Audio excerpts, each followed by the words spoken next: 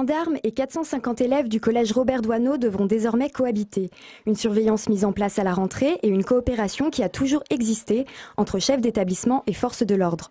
Aujourd'hui, ce dispositif est renforcé, objectif, empêcher et réduire la petite délinquance à l'intérieur comme aux abords du collège. Il y a 3 ans, il y avait beaucoup d'élèves qui étaient déscolarisés, qui passaient leur temps au portail de la cour du collège.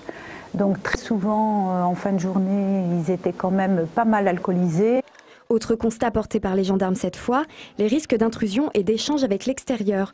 Le double portail installé depuis une semaine semble avoir réglé le problème, même si le collège est particulièrement tranquille.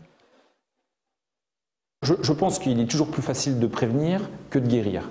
Potentiellement, c'est une commune, Itteville, en pleine croissance. Potentiellement, les problèmes qu'on rencontre dans d'autres collèges ou zones où la violence est davantage exacerbée, on peut imaginer que dans quelques années, Itteville soit touché par ces phénomènes. En attendant, ce dispositif testé dans un collège sans difficulté ne fait pas l'unanimité. Les enseignants et chefs d'établissement préféraient avoir du personnel éducatif en plus, plutôt que des gendarmes dans leur collège ou lycée.